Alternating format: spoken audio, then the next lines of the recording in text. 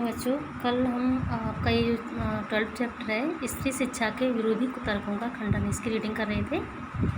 और कल मैंने आपको बताया था कि जिस तरह से कुछ लोग हैं जो स्त्री शिक्षा के विरोधी थे और जो महावीर प्रसाद द्विवेदी हैं वो ऐसे लोगों के जो विरोधी कुतर्क हैं उनका खंडन करते हुए कहते हैं कि जो स्त्री शिक्षा है वो पुराने ज़माने से ही प्रचलित है। अगर ऐसा नहीं होता तो गार्गी, मैत्रेयी और विश्वम्भरा बहुत सारी विदुषी महिलाएं वो कैसे पढ़ गईं। उन्होंने तो शास्त्रों की रचना की और बहुत सारे उपदेश दिए, बहुत सारा ज्ञान दिया। तो अगर पढ़ने की वो जो स्त्री शिक्षा के विरोधी हैं उनके कुतर्कों का खंडन करते हुए कहते हैं कि अगर ऐसा नहीं होता तो ये स्त्रियां विदुषी नहीं होती। ठीक है, आगे से रीडिंग करते हैं। पुराने ज़माने में स्त्रियों के लिए कोई विश्वविद्यालय न था। फिर नियमबद्ध प्रणाली का उल्लेख आज पुराणों में न मिले तो क्या आश्चर्य है। इसमें यही है कि पुराने ज़माने में कोई विश्वविद्यालय तो नहीं था। ठीक है, पहले जो शिक्षा का वो था वो गुरुकुल थे, वहाँ पर जो बच्चे थे वहाँ शिक्षा प्राप्त करते थे। कोई नियमबद्ध तरीके की जो प्रणाली थी नहीं थी। तो अगर स्त्रियों के लिए अलग से कोई विश्वविद्यालय का उल्लेख नहीं मिलता है तो कोई इसमें आश्चर्य की बात नहीं है। ठीक है, क्योंकि ये तो पुरुषों के लिए भी नहीं था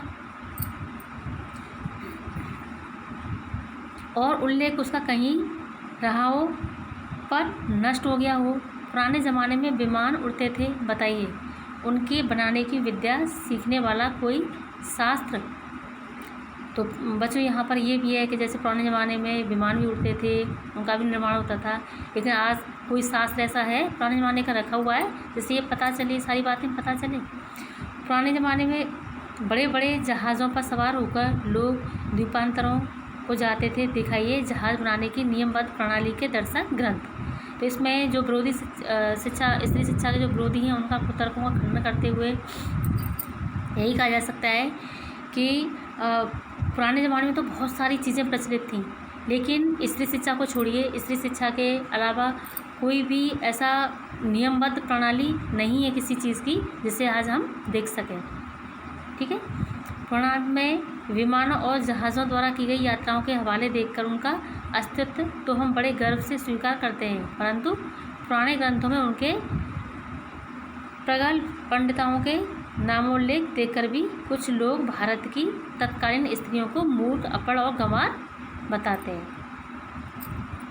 यानी कि यही है कि इसमें जो स्त्री शिक्षा, प्रगल्भ का मतलब होता है प्रतिभाशाली, जो प्रतिभावान होते हैं,